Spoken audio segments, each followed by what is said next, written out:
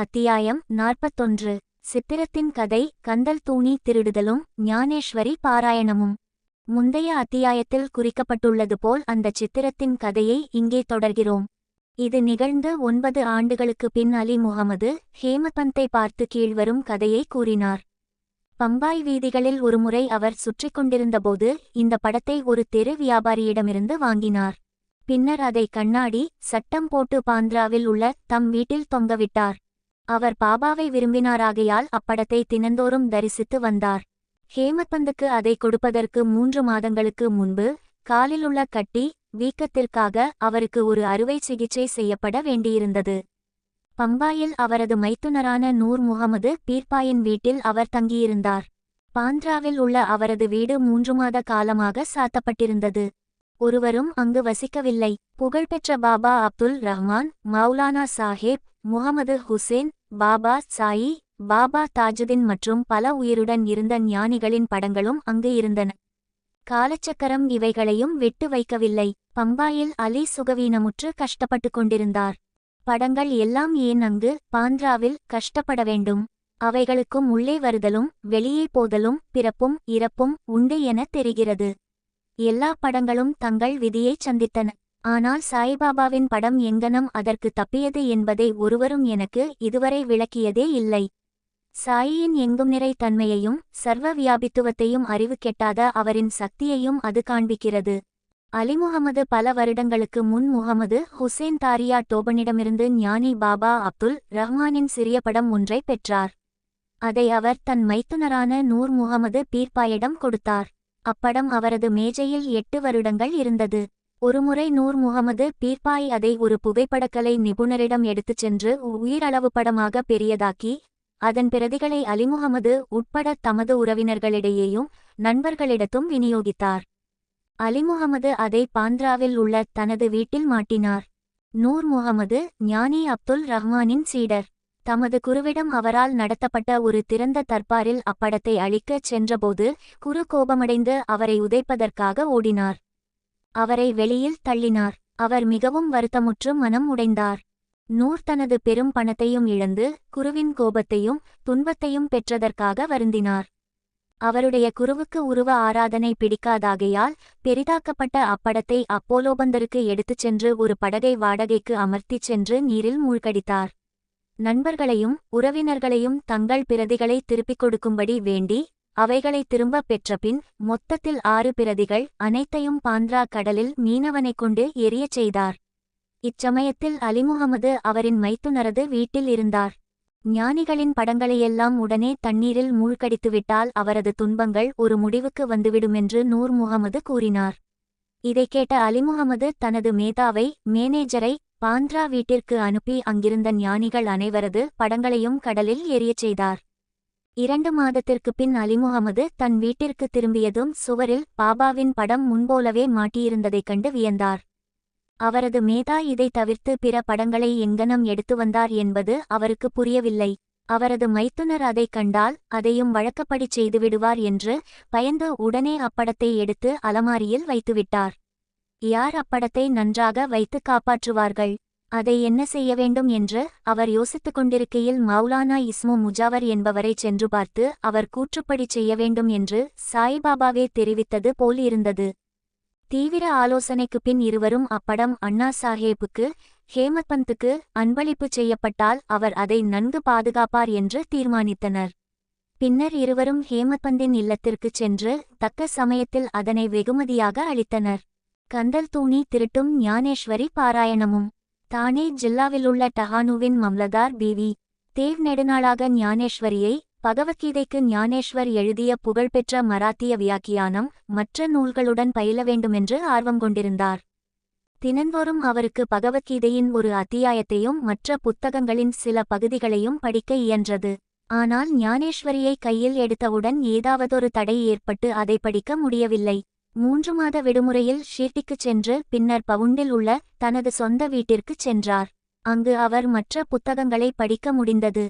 ஆனால் ஞானேஸ்வரியை பிரித்தபோது சில நூதனமான சம்பந்தமற்ற அல்லது தீய எண்ணங்கள் அவர் மனதில் திரளாக தோன்றி அவரது முயற்சியை தடை செய்தன. எவ்வளவு அதிகமாக முயற்சி செய்தபோதிலும் அப்புத்தகத்தின் சில வரிகளை கூட அவரால் எளிதாக படிக்க முடியவில்லை. எனவே பாபா அப்புத்தகத்தின் மீது தனக்கு அன்பு ஏற்படும்படி செய்து படிக்க கட்டளை இடும்போதுதான் தாம் அதை பயில ஆரம்பிக்க வேண்டும் என்றும் அதுவரை அதை படிக்கக்கூடாது என்றும் தீர்மானித்தார். பின்னர் 1914 ஆம் ஆண்டு பிப்ரவரி மாதம் அவர் தம் குடும்பத்துடன் ஷீர்டிக்குச் சென்றார். அங்கு ஜோ அவரை தினந்தோறும் ஞானேஸ்வரி படிக்கிறாரா என்று வினவினார். தேவ் தாம் அதை பயில்வதற்கு ஆர்வம் உள்ளவராக இருப்பினும் அதில் வெற்றி பெற இயலவில்லை என்றும் பாபா அவருக்கு கட்டளையிடும்போதுதான் அதை படிக்க ஆரம்பிக்கப் போவதாகவும் கூறினார். அப்புத்தகத்தின் பிரதி ஒன்றை எடுத்துச் சென்று அதை பாபாவுக்கு அளித்து அவரால் புனிதமாக்கப்பட்டு திருப்பி அளிக்கப்படும்போது அதை படிக்கலாம் என்று ஜோக் அறிவுரை பகர்ந்தார். பாபா அவரது உள்ளத்தை அறிவாராதலால் இந்த மாதிரி செய்ய தாம் விரும்பவில்லை என்று தேவ் பதிலளித்தார். அவரது ஆவலை சாயி அறியமாட்டாரா? அதை படிக்கச் சொல்லி தெளிவான உத்தரவை அவராகவே கொடுக்க மாட்டாரா? பின்னர் தேவ் பாபாவை பார்த்து ₹1 தட்சிணையாக கொடுத்தார். பாபா ₹20 கேட்டார். தேவ் கொடுத்தார். இரவில் அவர் பாலக்ராம் என்பவரை பார்த்து அவர் எங்கனம் பாபாவின் அன்பையும் பக்தியையும் பெற்றார் என்று விசாரித்தார். பாலக்ராம் தாம் எல்லாவற்றையும் அடுத்த நாள் ஆரத்திக்கு பின் தெரிவிப்பதாக கூறினார். தேவ் அடுத்த நாள் தரிசனத்திற்காக சென்றிருந்தபோது பாபா அவரை ₹20 கேட்டார்.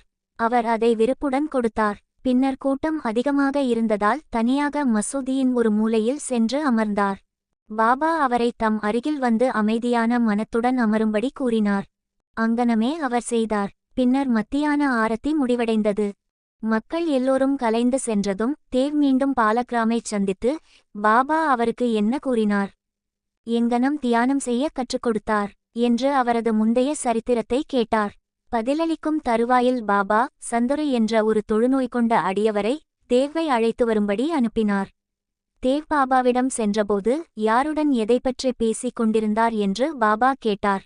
அவர் தாம் பாலக்ராமுடன் பேசிக் கொண்டிருந்ததாகவும் பாபாவின் புகழை கேட்டதாகவும் கூறினார். பாபா அவரை மீண்டும் ₹25 தட்சிணை கேட்டார். அவரும் அதை மகிழ்வுடன் கொடுத்தார். பின்னர் பாபா அவரை உள்ளே அழைத்துச் சென்று கம்பத்தருகில் அமர்ந்து கொண்டு, என்னுடைய கந்தல் ஆடைகளை எனக்கு தெரியாமல் நீ திருடினாய் என்று குற்றம் சாட்டினார். தேவ் கந்தல் ஆடைகளைப் பற்றி தனக்கு எதுவும் தெரியாதென்று மறுத்தார். ஆனால் பாபா அவரை தேடச் சொன்னார். தேடிய அவரால் ஒன்றையும் காண முடியவில்லை. பாபா கோபமடைந்து, இங்கு வேறு ஒருவரும் இல்லை, நீயேதான் திருடன், தலை நரைத்து கிழவனாகியும் நீ இங்கு திருடுவதற்கு வந்திருக்கிறாய் என்றார். இதன்பின் பாபா பொறுமை இழந்து கடுமையாக கோபமுற்று பலவிதமாக திட்டவும் குற்றம் சாட்டவும் ஆரம்பித்தார். தேவ் எல்லாவற்றையும் அமைதியாக கவனித்துக்கொண்டு தனக்கு அடியும் கூட கிடைக்கும் என்று எதிர்பார்த்தார். சுமார் 1 மணி நேரத்திற்கு பின் பாபா அவரை வாதாவுக்கு போகச் சொன்னார். அவர் வாதாவுக்கு திரும்பி வந்து பாலக்ராமிடமும் ஜோக்கிடமும் நடந்தவை அனைத்தையும் கூறினார். பின்னர் மாலையில் பாபா தேவையும் மற்ற எல்லோரையும் கூப்பிட்டனுப்பினார்.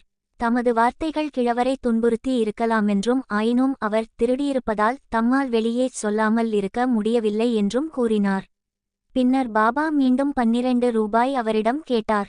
தேவ் அதை சேகரித்து கொடுத்து அவர் முன் சாஷ்டாங்கமாக பணிந்தார். பாபா கூறினார், போதியை ஞானேஸ்வரி தினமும் படித்துக்கொண்டிரு. வாதாவில் போய் அமர்ந்து தினந்தோறும் ஒழுங்காக கொஞ்சமாவது படி.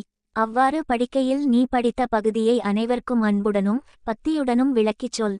நான் இங்கு உனக்கு தங்கச்சரிகை போட்ட மதிப்புமிக்க சால்வை அளிப்பதற்கு காத்து கொண்டிருக்கிறேன். அப்படியிருக்க மற்றவர்களிடம் நீ ஏன் கந்தலை திருடுகிறாய்? ஏன் திருட்டு பழக்கத்தை ஏற்படுத்திக் கொள்கிறாய்? பாபாவின் மொழிகளை கேட்டு தேவ் மிகவும் மகிழ்ச்சி அடைந்தார். ஏனெனில் அவர் போதியை படிக்கச் சொல்லிவிட்டார். தாம் விரும்பியதை பெற்றுவிட்டதாக அவர் நினைத்தார். இனி அந்நூலை எளிதில் படிக்கலாம் என்ற நம்பிக்கை கொண்டார். மீண்டும் அவர் சாஷ்டாங்கமாக விழுந்து வணங்கி தாம் பாபாவிடம் சரணாகதி அடைந்திருப்பதாக கூறி தம்மை ஒரு குழந்தையைப் போல் பாவிக்குமாறும் தனது பாராயணத்தின் போது உதவி செய்யுமாறும் வேண்டிக்கொண்டார். கந்தலை திருடுவது என்று பாபா கூறியதன் பொருளை அவர் அப்போது உணர்ந்தார். பாலக்ராமிடம் பாபாவை பற்றி அவர் கேட்டதெல்லாம் கந்தல் என்று பொருள் கொள்ளப்பட்டது. இந்நடத்தை பாபாவுக்கு பிடிக்கவில்லை. எக்கேள்விக்கும் பாபா தாமே விடையளிக்க தயாராய் இருக்கும்போது மற்றவர்களை கேட்பதையும் அனாவசியமாக பிறரிடம் விசாரிப்பதையும் அவர் விரும்பவில்லை.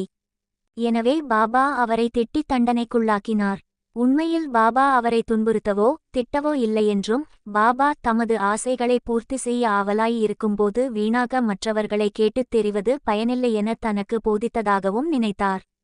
தேவி திட்டல்களையெல்லாம் புஷ்பங்களாகவும் ஆசீர்வாதமாகவும் கருதி திருப்தியுடனும் மனநிறைவுடனும் வீட்டுக்குச் சென்றார். இவ்விஷயம் இத்துடன் முடிவடைந்துவிடவில்லை.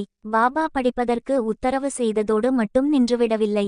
அந்த வருடத்திற்குள் அவர் தேவிடம் சென்று அவரின் முன்னேற்றத்தைப் பற்றி வினவினார். 1914 ஏப்ரல் 2 தேதி வியாழக்கிழமை காலை பாபா அவருக்கு தெய்வீக காட்சி ஒன்றை அளித்தார். மேல் திண்ணையில் அமர்ந்து கொண்டு தேவ் போதியை புரிந்து கொண்டாரா என்று கேட்டார். தேவ், இல்லை. பாபா, பின் எப்போது நீ புரிந்து கொள்ளப் போகிறாய்?